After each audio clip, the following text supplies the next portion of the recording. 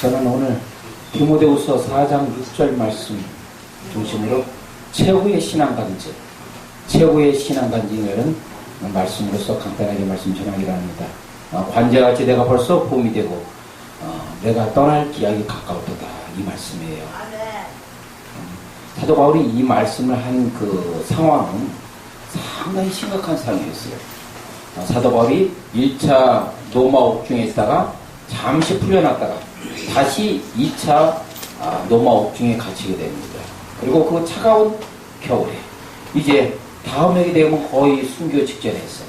그 자기 사랑하는 제자 혹은 아들같이 영적 아들로 생각하는 디모데에게 전한 어떤 교훈의 말씀이에요. 사실 이 당시 상황이 되면 로마 그 네로 황제의 그 핍박이 극심했기 때문에 많은 예수 믿는 사람들이 처음에는 내가 예수 믿겠습니다 했다가 핍박이 나가고 순교가 자기 임박하자 배교하는 상황까지 벌어졌어요. 이런 상황이었어요. 근데 디모데후서 4장 10절의 말씀 보니까 대마는 세상을 사랑함으로 나를 떠나서 데살로니가로 갔다. 대마가 어떤 사람이에요? 사도 바울과 같이 동행했던 동역자였습니다. 그런데 그 대마가 핍박이 다가오자, 죽음의 위기가 다가오자 어때요? 로마에서 그 자리에서 피한 거예요. 그러니까 그 마음속에는 사도와 같이 순교의 길을 가기를 원치 않은 겁니다. 그러자 사도와 마음이 얼마나 아팠겠어요. 얼마나 아팠겠어요. 그러나 사도 바울은 어떻게 오직 누구만 바라봤죠? 예수님만 바라봤어요. 오직 주님만 바라봤어요. 환경 바라보지 않았습니다.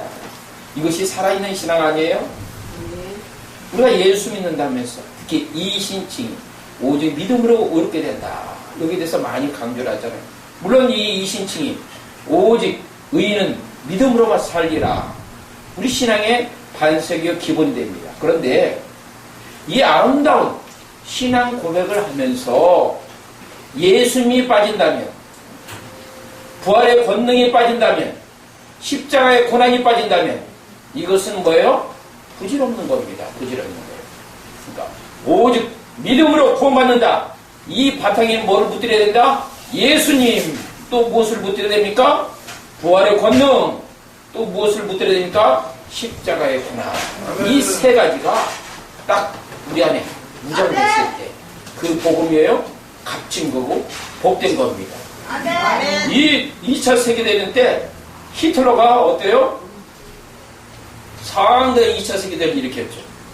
특히 독일 내에서 예수 믿는 사람을 핍박했습니다. 여기에 저항했던 본 해퍼 목사님이 이런 말씀을 했어요. 우리가 이 생명의 복음, 이것을 빠진다면 오직 믿음으로 구원받는다. 이 하나 그 값진 이 생명이 때로는 값싼 복음이 될 수가 있다. 라고 얘기했어요. 경계하는 거예요. 그러니까 우리 신앙에서 항상 무엇이 붙들어야 됩니까? 예수님, 그 다음에 부활의 권능, 십자가의 고난을 항상 붙들고 가야 됩니다. 자, 이렇게 붙들고 가는 신앙의 인생에는 어떤 신앙의 열매가 맺을까요? 아름다운 신앙의 고백과 간증이 있습니다. 히스기야 왕이 거의 죽을 지경이 되었어요. 그러자 어때요? 벽을 향해서 간절히 기도합니다. 어떤 기도를 했을까요? 하나님, 내가 하나님 위해서, 하나님의 영광을 위해서 종교 계획을 했고, 내가 하나님의 영광을 위해서 어떻습니까? 산당을 폐했고, 또한 녹뱀도 내가 다 없앴습니다. 이 당시에 산당을 쉽게 폐하지 못했어요. 왜? 이 산당에는 어떤 제사의 기능이 있었습니다. 그런데 온전히 하나님 앞에만 제사 드리는 게 아니라 때로는 이 산당에서 무엇을 합니까? 바알과 아세라에게 제사를 지냈어요. 그러니까 혼합 종교를 펼친 거예요. 그러자 히스기야 왕은 이 산당을 완전히 없앴습니다. 또 그것뿐만 아닙니다. 녹뱀을 없앴어요. 이 녹뱀은 어때요? 우리가 민수기에 보게 되면 이스라엘 백성들이 광야 40년 여정을 거의 마치고 나서 마지막 그 족가구리 그 가나안 땅에 들어가기 직전에 아주 험한 길을 지나갔어요. 그러자 그들이 원망과 불평이 있었습니다. 하나님 우리와 함께 하시면 왜 우리에게 이 험한 길을 인도하세요? 그러자 하나님께서 어때요? 바로 불뱀을 보냈습니다. 이 불뱀에서 이스라엘 백성들이 다 물려 죽게 되었습니다. 그때 구원하는 방법을 하나님께서 열어주실지 보니까 그러면 모세한테 지시합니다. 노뱀을 매달아서 달았어. 그것을 바라보는 자마다 다 구원받게 하라. 치료받게 하라. 실제 이스라엘 백성 중에서 불뱀에 물려준 사람들이 노뱀을 뭐라고 하자 살았어요. 그러자 이스라엘 백성들이 그 이후에 이 노뱀을 뭘로 했냐면 마치 신처럼 섬긴 거야. 그런데 역대 왕들이 이 노뱀을 부실 생각을 할 수 있었을까요? 없었을까요? 없었어. 왜? 노뱀을 부시면 누구의 권위에 도전한 것처럼 생각해? 모세의 권위에 도전한 것처럼 생각하기 때문에 감히 노뱀을 부실 생각을 못했어요. 그러나 히스기야는 과감하게 부셨어요. 왜? 아무리 모세가 이것을 통해서 만든 노뱀이지만은 이것이 하나님 대신에 우상처럼 섬기면 히스기야 왕은 용납하지 못했던 거예요. 자, 보셔요. 히스기야 그 죽음 직전에 이르렀을 때 이 벽을 향해서 이런 간절한 간증의 고백을 하는데 신앙의 고백을 해야 하는 거예요. 내가 하나님의 영광을 위해서 이 노뱀도 부셨습니다. 그런 고백을 할 때 히스기야가 죽을 병에 바로 나은 거예요.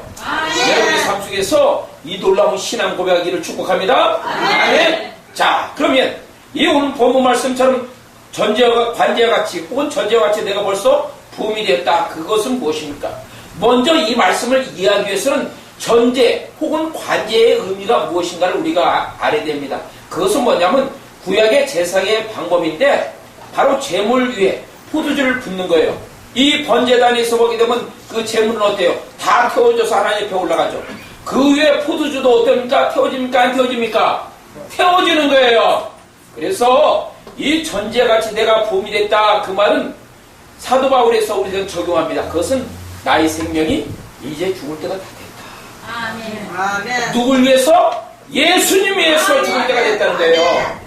여러분의 삶 속에서도 항상 예수님 위해서 내일 죽을 그 각오, 결단 그게 필요한 거예요. 그랬을 때 여러분의 삶 속에서 승리가 넘칠 줄 믿습니다. 아멘.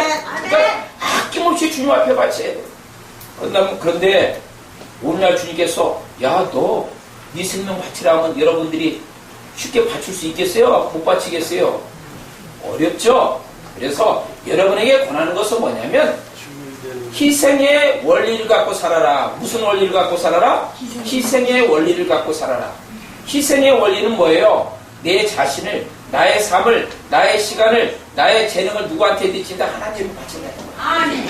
마치 전제와 같이 하나님을 바쳐야 돼요. 다 불사오르겠다는 거예요. 아멘. 그런 마음, 신앙의 결단을 가지고 여러분이 살 때 예수님과 동행하는 삶입니다. 그런 삶이 어때요? 예수님을 붙드는 삶이고, 그런 삶이 어때요? 그 부활의 소망을 붙드는 삶이고, 그런 삶이 어떤 삶입니까? 십자가의 고난도 따라가는 삶이에요. 그것이 자기를 부인하고 자기 십자가를 지고 누구를 쫓아갑니까? 예수님을 쫓아가는 거예요. 그것이 어떤 삶이에요? 제자의 삶이에요. 제자의 삶은 자기를 부인하고 자기 십자가를 지고 예수님을 따라가는 삶이에요. 그런 인생이 어때요? 최고의 신앙의 간증입니다. 그래서 오스왈드 챔버스 목사님은 이런 간증을 합니다. 예수님은 내 인생이 보다 최고봉이야. 여러분 인생에 많은 봉우가 있습니다. 이 봉우 속에서 최고봉은 오직 누가 돼야 됩니까? 예수님이 돼야 됩니다. 이 위대한 신앙의 간증, 그것이 어쩌다 드리는 것이 아니라 매일 드려라. 매일. 왜? 구약시대에 번제는 언제 드립니까? 어쩌다 드리는 것이 아니라 아침에도 드리고 오후에도 드리고 매일 2번씩 드렸어요. 그러니까 최고의 희생이 여러분의 삶 속에서 하루도 빠짐없이 매일 드리는 삶, 그리고 여러분의 삶 속에서 예수님의 십자가를 자랑하는 삶이, 그것이 여러분의 인생의 최고의 신앙의 간증되기를 축복합니다. 아멘.